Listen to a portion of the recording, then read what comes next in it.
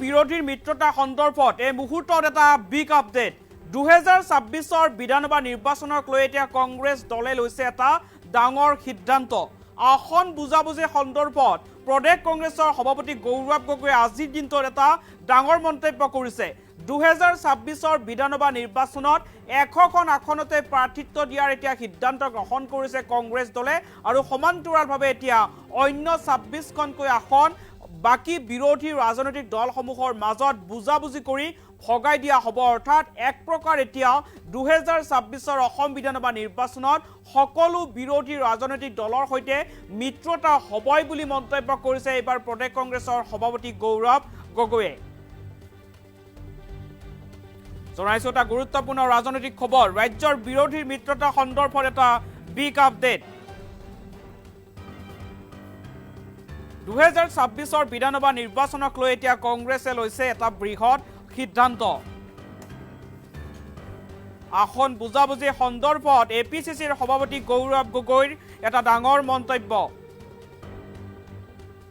নিৰ্বাচনত 100খন আসনতে প্ৰাৰ্থিত্ব দিয়াৰ এতিয়া সিদ্ধান্ত লৈছে কংগ্ৰেছে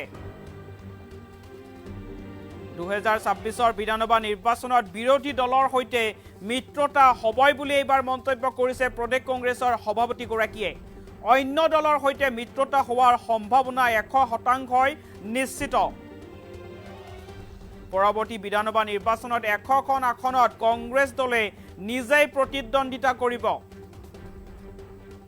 26খন আসন অন্য বিৰোধী মিত্ৰ দলক বুজাবুজিৰে ভগাই দিয়া হ'ব এই মন্তব্য কৰিছে এতিয়া এপিচিচিৰ সভাপতিয়ে বৰ্তমানেও বিৰোধী ঐক্যৰ মাজত হোৱা নাই প্ৰাৰ্থিত্ব কেন্দ্ৰিক আলোচনা একৰ ভিতৰত আন 26খন আসনত আলোচনাৰ মাধ্যমেৰে দিয়া হ'ব প্ৰাৰ্থিত্ব ৰাজ্যৰ বিৰোধী মিত্ৰতা সন্দৰ্ভত এটা বিগ আপডেট প্ৰদেশ কংগ্ৰেছৰ সভাপতি গৌৰৱ গগৈয়ে আজিৰ দিনটোত ৰাজ্যৰ বিৰোধী ৰাজনৈতিক দলৰ মাজত চলাই থকা মিত্ৰতাৰ কুচকাৱাজক লৈ এটা গুৰুত্বপূৰ্ণ মন্তব্য কৰিছে 2026 অসম বিধানসভা নিৰ্বাচনত সকলো বিজেপি বিৰোধী ৰাজনৈতিক দলৰ সৈতে মিত্ৰতা হ'ব 100% মিত্ৰতা নিশ্চিত বুলি এইবাৰ মন্তব্য কৰিছে প্ৰদেশ কংগ্ৰেছৰ সভাপতিগৰাকীয়ে সমান্তৰালভাৱে আসন ভাগ বটোৱাৰা সন্দৰ্ভতে এতিয়া গৌৰৱ গগৈয়ে এটা ডাঙৰ মন্তব্য কৰিছে 2026 অসম বিধানসভা নিৰ্বাচনত 100খনকৈ আসনতে প্ৰতিদ্বন্দ্বিতা কৰাৰ এতিয়া সিদ্ধান্ত লৈছে কংগ্ৰেছ দলে 100খন আসনত প্ৰতিদ্বন্দ্বিতা কৰাৰ বিপৰীতে বাকি থকা 26টাকৈ সমষ্টি অন্য বিজেপি বিৰোধী ৰাজনৈতিক দলৰ মাজত অৰ্থাৎ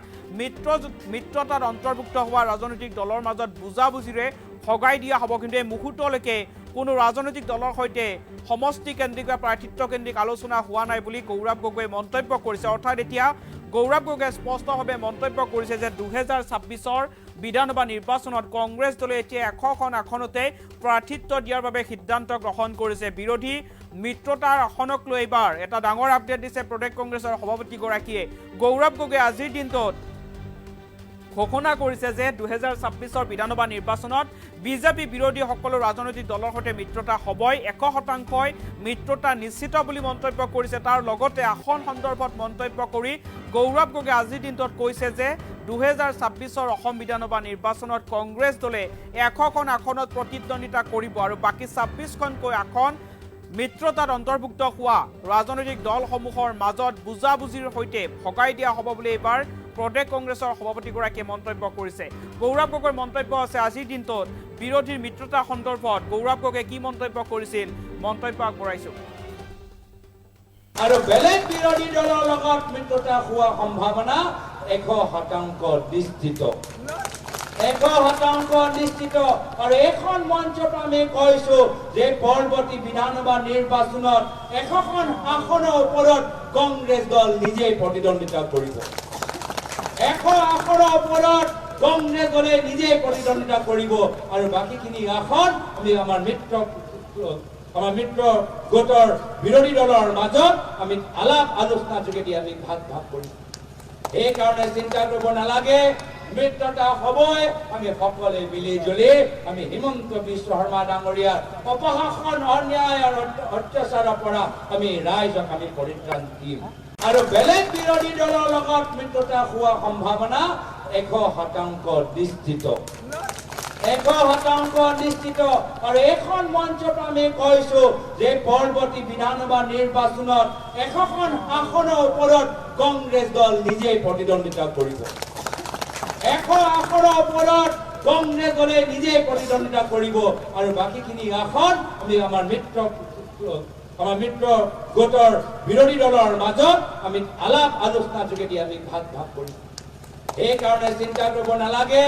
মিত্ৰতা হ'বই আমি সকলোৱে মিলি জুলি আমি হিমন্ত বিশ্ব শৰ্মা ডাঙৰীয়াৰ অপশাসন অন্যায় আৰু অত্যাচাৰৰ পৰা আমি ৰাইজক আমি পৰিত্ৰাণ দিম আৰু বেলেগ বিৰোধী দলৰ লগত মিত্ৰতা হোৱা সম্ভাৱনা 100% নিশ্চিত 100% নিশ্চিত আৰু এখন মঞ্চত আমি কৈছো যে পৰৱৰ্তী বিধানসভা নিৰ্বাচনত 100খন আসনৰ ওপৰত কংগ্ৰেছ দল নিজেই প্ৰতিদ্বন্দ্বিতা কৰিব 100 আসনৰ ওপৰত কংগ্ৰেছ দলে নিজেই প্ৰতিদ্বন্দ্বিতা কৰিব আৰু বাকীখিনি আসন আমি আমাৰ মিত্ৰ গোটৰ বিৰোধী দলৰ মাজত আমি আলাপ আলোচনাৰ যোগেদি আমি ভাগ কৰিম এই কাৰণে চিন্তা কৰিব নালাগে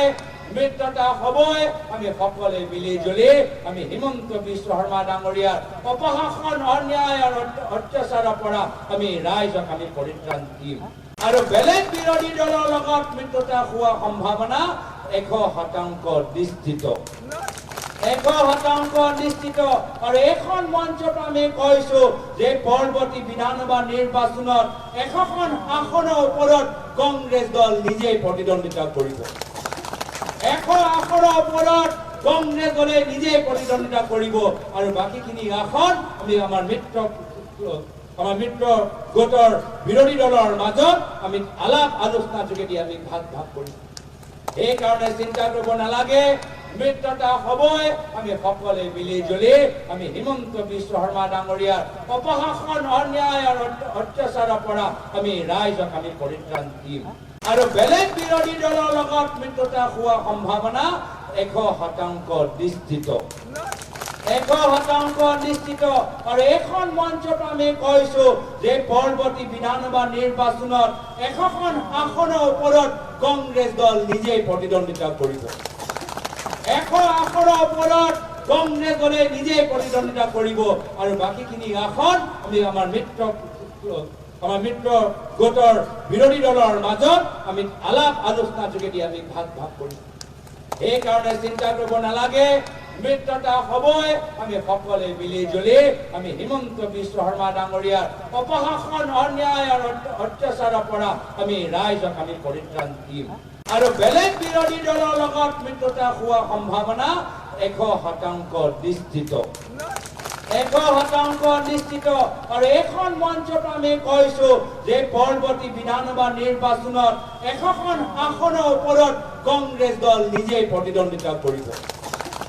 100 আসনৰ ওপৰত কংগ্ৰেছ দলে নিজেই প্ৰতিদ্বন্দ্বিতা কৰিব আৰু বাকীখিনি আসন আমি আমাৰ মিত্ৰ গোটৰ বিৰোধী দলৰ মাজত আমি আলাপ আলোচনাৰ যোগেদি আমি ভাগ কৰিম এই কাৰণে চিন্তা কৰিব নালাগে মিত্ৰতা হ'বই আমি সকলোৱে মিলি জুলি আমি হিমন্ত বিশ্ব শৰ্মা ডাঙৰীয়াৰ অপশাসন অন্যায় আৰু অত্যাচাৰৰ পৰা আমি ৰাইজক আমি পৰিত্ৰাণ দিম আৰু বেলেগ বিৰোধী দলৰ লগত মিত্ৰতা হোৱা সম্ভাৱনা 100% নিশ্চিত